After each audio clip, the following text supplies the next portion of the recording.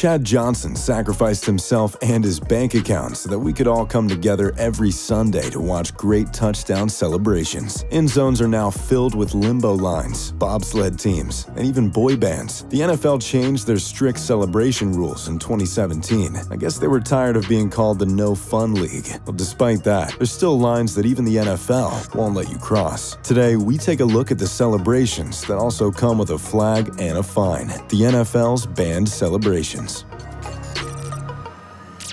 Sexual acts. The NFL has millions of young kids that watch their favorite superstars every week. Celebrations showing sexual acts are going to have those kids asking parents questions, or worse, imitating them. NFL players can't be held as role models for young kids, you say? Well, even if you're right, the NFL still has a standard to uphold. While expletives slip through the live television broadcast every now and then, the NFL is generally a family-friendly TV product. So anything the refs see as a sexually suggestive act is going to earn a 15-yard penalty and a fine. Antonio Brown was hit with just that in 2016 after he twerked in the end zone. AB was fined $9,115 for his excessive sexiness. Odell Beckham Jr. in 2017 was fined $12,154 for imitating a dog peeing on a fire hydrant. It's not as sexy as twerking, but still against the guidelines nonetheless. Randy Moss was no stranger to touchdown celebrations, but none were greater than when he mooned the Green Bay crowd after a touchdown.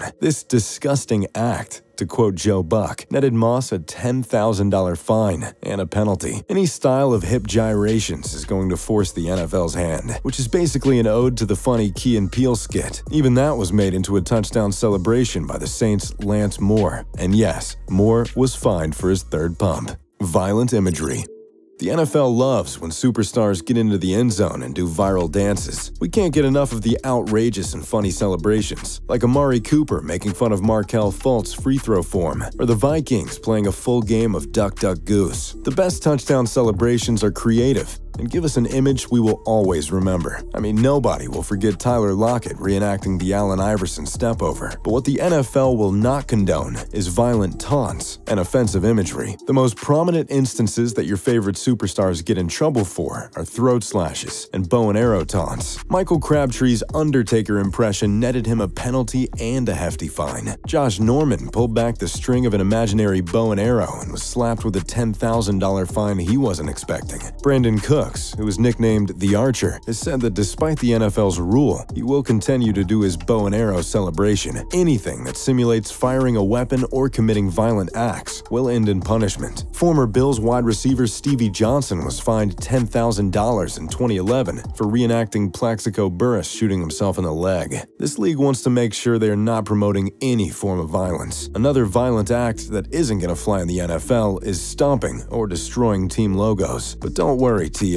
We think you're good. Using props other than the ball. The last celebration that is absolutely banned is using props other than the football in the end zone. It's unfortunate some of the all-time greatest celebrations come from the use of props. Chad Johnson putting the football with a pylon earned him a $5,000 fine in 2005. This was the same year he fake proposed to a Bengals cheerleader after a touchdown. Then in 2009, after changing his name to Chad Ochocinco, he put on a serape and a sombrero after scoring and paraded down the sideline. This celebration cost him $30,000. When asked about the fine, Ochocinco stated that he had set aside $100,000 to pay for fines that season, saying, "They keep jacking him up. I'll keep jacking up the celebrations." Tyreek Hill did his best Chad Ochocinco impression when he took over cameraman duties from CBS after his touchdown a couple years ago. One of the most iconic celebrations ever was Saints receiver Joe Horn, reaching under the field goal post pad to find a cell phone, flipping it open, and making a call. Michael Thomas paid homage to Horn by recreating the celebration in 2018, and both received a $30,000 fine for their actions. T.O. made a celebration career out of using props, all of which are now banned. Eating a bag of popcorn from a fan, grabbing pom-poms from a cheerleader to show he can even cheer for himself sometimes, and one of the greatest celebrations ever. T.O. pulled a Sharpie from his sock to autograph the ball after a touchdown. Under NFL rules, all of those celebrations are banned. The field goal post is also considered a prop that players are not allowed to touch. Jimmy Graham ruined that in 2013 when he dunked on the goalposts and left it crooked. Antonio Brown just wanted a hug from the goalpost, and he was fined for it, $11,000 to be exact. But players can still use the ball as a prop. That prop alone has given us some awesome moments. Rob Gronkowski's spikes are legendary, and the celebration GOAT, Chad Johnson, can still breathe life into a ball like he did against the Jaguars. All in all, celebrations are back in a big way, and fans and players alike are rejoicing because of it.